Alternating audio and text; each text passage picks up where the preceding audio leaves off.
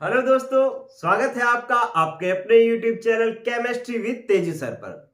दोस्तों, alcohol phenol ether lesson के आज 8वें एपिसोड में हम अल्कोहल बनाने की एक और विधि पढ़ेंगे।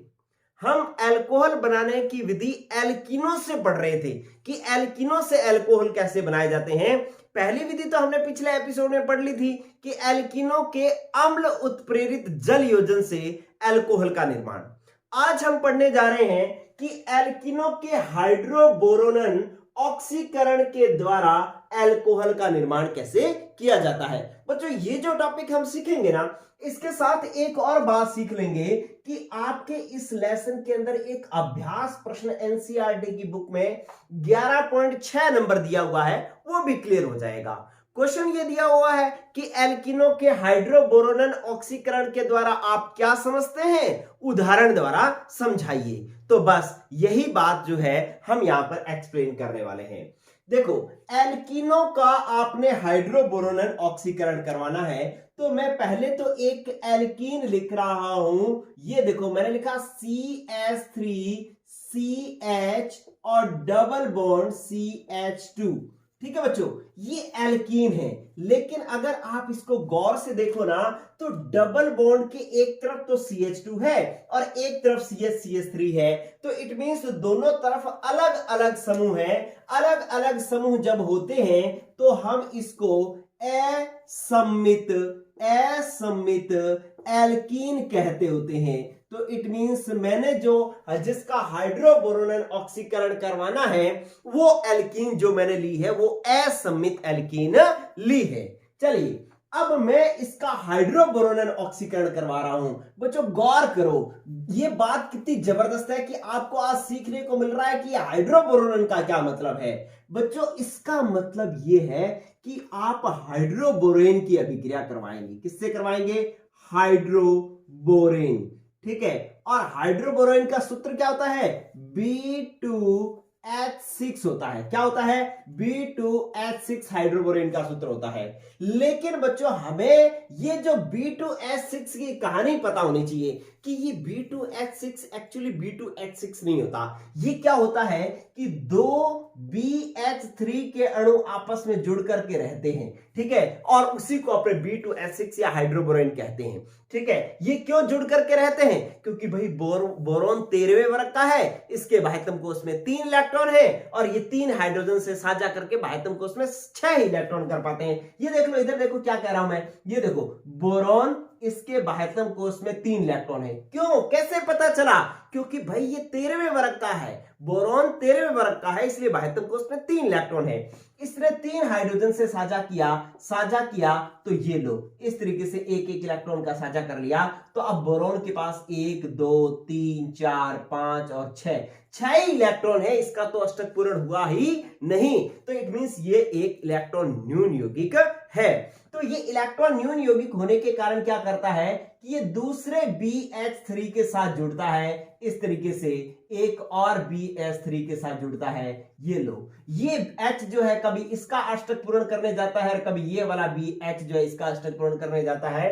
तो इस तरीके से B2H6 बनता है।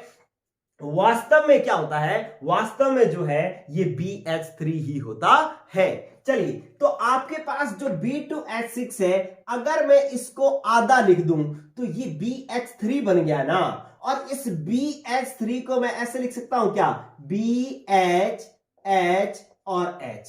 बोलो बच्चों, इतनी बात समझ में आई क्या? कोई कहे कि सर मेरे को तो ये वाली कहानी नहीं समझ में आई। डजंट मैटर यार, कोई फर्क नहीं पड़ता, साफ कर दो इसको। ठीक है, आपको बस इतना पता होना चाहिए कि B2H6 में 2 BH3 होते हैं। अगर B2H6 को आधा कर दोगे तो वो BH3 बन जाएगा और इस BH3 को मैंने BHH करके लिख दिया। कोई दिक्कत नहीं होनी चाहिए। चलिए, अब क्या करते हैं अपने इन दोनों की जब असम्मित एल्कीन और BH3 की अभिक्रिया करवाई जाती है ना, तो देखो किस तरीके से अभिक्रिया होती है। बहुत ही शानदार बात समझ में आएगी। देखिए क्या होता है, ये CH3 CH single bond CH2। It means ये वाला जो पाई बंध है ना, ये टूट रहा है बच्चों। ये टूट रहा है तो एक संयोजकता यहां खाली हो रही है, एक संयोजकता यहां खाली हो रही है। यहां वाला पाई बंध टूट गया तो 2 संयोजकताएं खाली हो गई।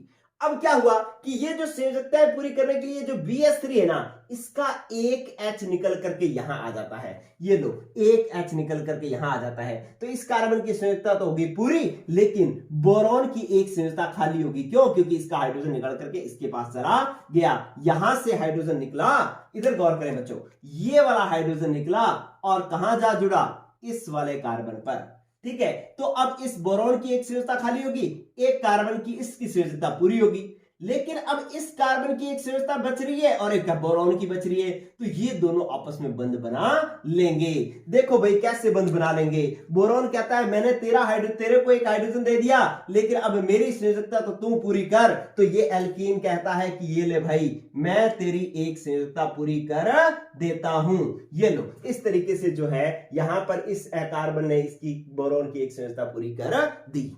ठीक है, तो अब क्या हुआ?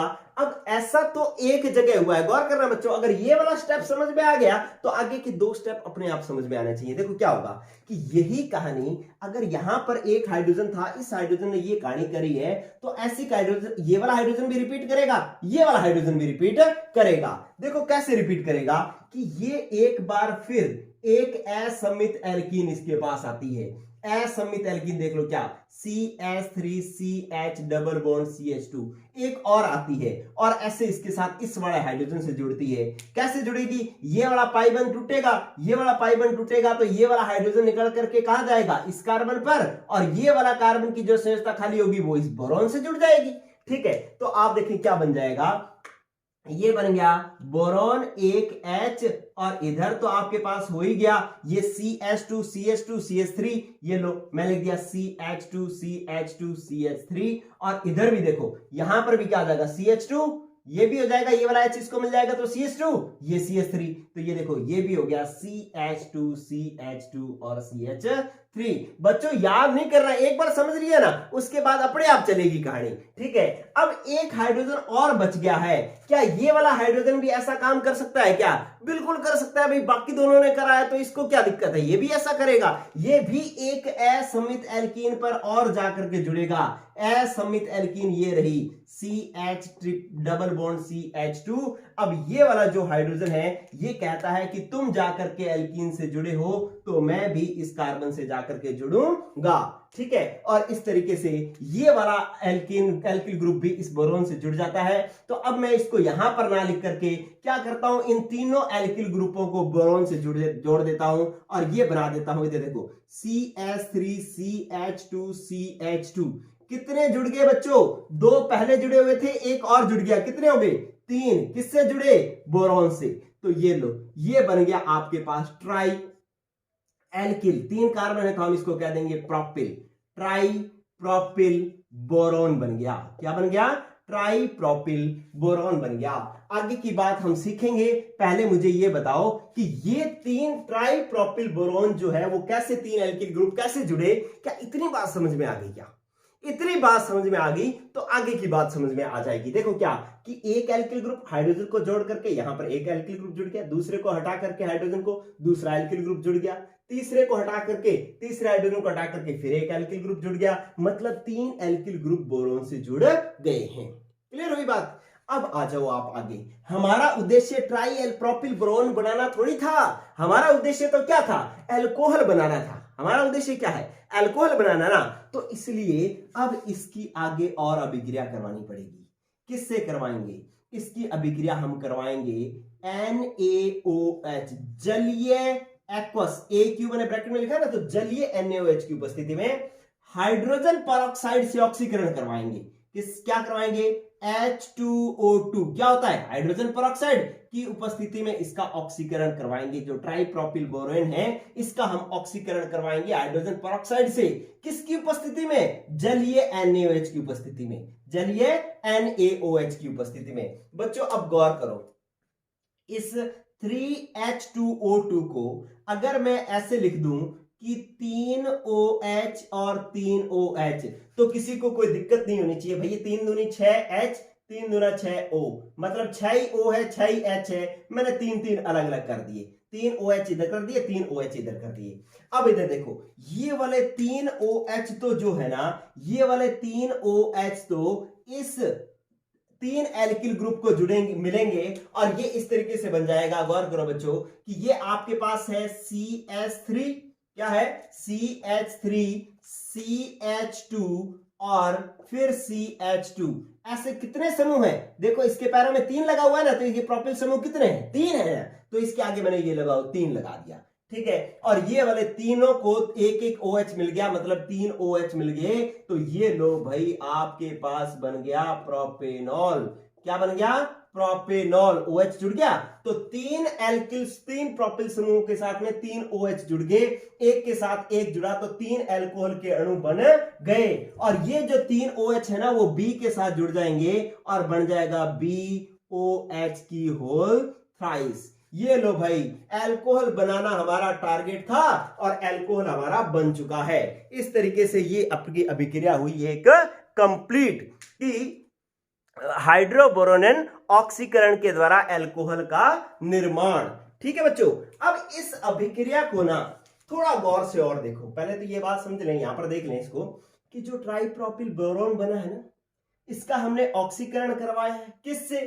हाइड्रोजन परऑक्साइड से, H2O2 से। 3 OH कर दिया मैंने इसको, 3 OH इसको दे दिए, 3 OH इसको दे दिए। तो ये वाले तो BOH की होल थ्राइस बोरिक अम्ल बन गया और ये जो है 3 OH इसको मिले तो ये अल्कोहल बन गया। ठीक है, ये वाली कहानी मैंने आपको समझाई रखी थी। अब इसको आप गौर से देखो बच्चों, कुछ आपको मजेदार चीज मिलेगी। क्या मजेदार चीज मिलेगी बच्चों? ऐसा हो रहा है कि आप अगर इसको देखो तो ये असमित एल्कीन थी, असमित एल्कीन और उत्पाद को देखो, इन दोनों को देखो, इन दोनों को क्या दिख रहा है? हाइड्रोजन तो इस CH से जुड़ गया, ये देखो ये CH2 बन गया और CH2 के साथ में OH जुड़ गया। ठीक है, तो इसके अंदर तो हाइड्रोजन उससे जुड़ रही है जिसमें पहले से हाइड्रोजन कम है। ठीक है, लेकिन मार्कोनिकॉफ क्या कहता था? मार्कोनिकॉफ कहता था कि जब भी आप असमित एल्कीन से हाइड्रोजन को जोड़ोगे ना तो हाइड्रोजन वहां जुड़ेगी जहां पर पहले से हाइड्रोजन ज्यादा होती है। इन दोनों कार्बन में से इसके पास हाइड्रोजन 2 थे, इसके पास 1 थे, इसके पास 2 थे, इसके पास 1 थे, तो हाइड्रोजन यहां जुड़नी चाहिए थी लेकिन यहां जुड़ी है, तो इट मींस मार्कोनिकॉफ नियम के विपरीत जुड़ी है। तो यहां इसका मतलब समझो, इसका मतलब यह हो गया कि यहां पर एंटी मार्कोनिकॉफ नियम लगा है। कौन सा नियम लगा है? एंटी मार्कोनिकॉफ नियम लगा है। ठीक है, तो मार्कोनिकॉफ नियम के विपरीत जो है यहां पर अल्कोहल प्राप्त हुई है। क्लियर हुई बात बच्चों? तो इस प्रभाव को हम एंटी मार्कोनिकॉफ प्रभाव, परऑक्साइड प्रभाव भी कहते हैं। इस प्रभाव को हम क्या कहते हैं? परऑक्साइड प्रभाव, क्योंकि परऑक्साइड की उपस्थिति में लग रहा है। या इसको अपने खराश प्रभाव भी कहते हैं, खराश प्रभाव भी कहते हैं। तो ये जो है इसके अंदर लगा है। बच्चों गौर कर लेना, पहले तो ये आप अच्छे से देख लो, फिर मैं इसका एक छोटा सा क्वेश्चन और करवा देता हूं। अगर आपको कोई प्रश्न दे, प्रश्न है अभ्यास प्रश्न 11.6 और आपको कहा जाए कि एल्कीनों के हाइड्रोबोरोनेन ऑक्सीकरण से आप क्या समझते हैं, उदाहरण द्वारा समझाइए, तो आप कहेंगे एल्कीनों के हाइड्रोबोरोनेन ऑक्सीकरण द्वारा हम अल्कोहल का निर्माण करते हैं। और उदाहरण जो है ये है, इस तरीके से एल्कीन का निर्माण होता है। लिख देना कि इसके अंदर एंटी मार्कोनिकॉफ नियम के हिसाब से उत्पाद बनता है। ठीक है बच्चों, इसका आप ले लो एक सुंदर सा स्क्रीनशॉट और फिर मैं इसका एक छोटा सा क्वेश्चन करवाता हूं जिससे आपकी थोड़ी सी प्रैक्टिस हो जाएगी, थोड़ी सी प्रैक्टिस हो जाएगी। सीधा थ्योरी पढ़ते हैं ना तो थ्योरी याद नहीं रहती, लेकिन एक आध अगर बीच में क्वेश्चन कर लो ना तो थोड़ा प्रैक्टिस हो जाती है। छोटा सा क्वेश्चन मैं करवाता हूं, साफ कर रहा हूं मैं इसको, पहले आप इसका स्क्रीनशॉट ले ले सुंदर सा। ओके बच्चों, अब देखें आपके सामने 2 कंडीशन आ जाए। क्या कंडीशन आ जाए? कि आपको कहा जाए कि 2 प्रश्न मैं आपको दे रहा हूं कि प्रोपीन सुने क्वेश्चन, ये कह रहा है कि एक तो आपको कहे कि प्रोपीन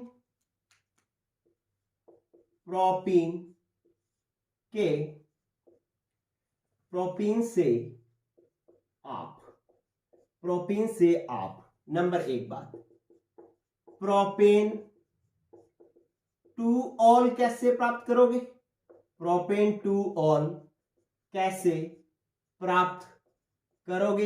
एक ये बात आपसे पूछ ले, और दूसरी बात आपसे पूछ ले कि प्रोपेन 1 ऑल, या इसको हम कह सकते हैं 1 प्रोपेनॉल कैसे प्राप्त करोगे। ये दो प्रश्न जो है आपसे पूछ ले कि भाई प्रोपेन से आप प्रोपेन 2 ऑल कैसे प्राप्त करोगे और 1 प्रोपेनॉल या प्रोपेन 1 ऑल कैसे प्राप्त करोगे। इट मींस प्रोपेन पहले लिखो आप, ये मैंने लिखा CH3CH डबल बॉन्ड CH2। ऐसा प्रश्न आए ना, एक बात और समझे, ऐसा प्रश्न पेपर में आएगा तो आपको पहला काम क्या करना होता है कि जो क्रियाकारक है, जो उत्पाद है, उनको लिख लेना होता है। ये तो आपके पास प्रोपेन से प्रोपेन 2 ऑल बनाना है तो आप चुप करके प्रोपेन 2 ऑल लिख दो। प्रोपेन 2 ऑल क्या होगा कि भाई इसके पास तो CH पर OH और यहां पर CH3, तो देख लो 3 कार्बन 2 नंबर पर OH जुड़ा हुआ है तो प्रोपेन 2 ऑल बन गया या 2 प्रोपेनॉल बन गया। ये लो 2 प्रोपेनॉल बन गया, ये हमने बनाना है। ठीक है, तो इसका मतलब है यहां पर तो H इस कार्बन पर जुड़ रहा है और OH इस कार्बन पर जुड़ रहा है, तो यहां पर तो मार्कोनिकॉफ नियम लग रहा है। मार्कोनिकॉफ का नियम कब लगेगा, जब आप इसका जल योजन करवा दोगे, किस माध्यम में, अम्लीय माध्यम में। तो मतलब एल्कीन का अम्ल उत्प्रेरित जल योजन करवाओगे तो प्रोपेन 2 ऑल बनेगा। लेकिन अगर OH यहां पर जोड़ना है, देखो इस अभिक्रिया में तो क्या हुआ है कि H तो यहां जुड़ रहा है, ये तो यहां जुड़ रहा है और OH यहां जुड़ रहा है, मतलब H वहां जुड़ रहा है जहां पर पहले से हाइड्रोजन की संख्या ज्यादा है। कौन सा नियम लगा, मार्कोनिकॉफ। मार्कोनिकॉफ नियम कब लगता है, जब क्या हो कि एल्कीन का अम्ल उत्प्रेरित जल योजन करवाया जाता है, तब ये लगता है। ठीक है, लेकिन अगर आपको प्रोपेन 1 ऑल बनाना है, प्रोपेन 1 ऑल कैसे बनेगा, गौर करो पहले कैसे बनेगा। मैंने लिखा CH3CH डबल बॉन्ड CH2। ये तब लगेगा जब आप क्या प्राप्त हो यहां पर कि CH3CH2, मतलब OH तो जुड़े यहां पर, H जुड़े यहां पर, तब CH3CH2OH, तब 1 प्रोपेनॉल बनता है, तब 1 प्रोपेनॉल बनता है। तो इट मींस आपको मार्कोनिकॉफ के उलट काम करना है, हाइड्रोजन को वहां जोड़ना है जहां पर पहले से हाइड्रोजन कम है। ठीक है, तो एंटी मार्कोनिकॉफ नियम लगाना है। एंटी मार्कोनिकॉफ नियम तो किसकी प्रेजेंस में लगता है कि आपको एक तो हाफ B2H6 से अभिक्रिया करवानी पड़ेगी। ठीक है, तो ट्राई प्रोपिल बोरोन बनेगा और उसका आप क्या करवाओगे, हाइड्रोजन परऑक्साइड से ऑक्सीकरण करवाओगे, किसकी उपस्थिति में, NaOH जलीय की उपस्थिति में करवाओगे, तब ये उत्पाद बनेगा। ठीक है बच्चों, तो अगर आपको प्रोपीन से प्रोपेन 2 ऑल बनाना है तो अम्ल उत्प्रेरित जल योजन, और अगर प्रोपीन से प्रोपेन 1 ऑल बनाना है तो आप क्या करवाएं कि हाफ B2H6 से मतलब हाइड्रोबोरोन ऑक्सीकरण करवाना है, फिर आपको प्रोपेन 1 ऑल बन मिल जाएगा। तो ये कल वाली पिछले एपिसोड की अभिक्रिया होगी, ये आज वाले एपिसोड की अभिक्रिया होगी। इस तरीके से अभिक्रियाएं करना और उनको याद रखना दोनों ही जरूरी होते हैं बच्चों। ठीक है, और वो याद होंगी आपके प्रैक्टिस से। ठीक है, आज के लिए इतना ही बच्चों, अगले एपिसोड में हम अल्कोहल बनाने की एक और विधि डिस्कस करेंगे। आज के लिए इतना ही, गुड लक, गुड बाय।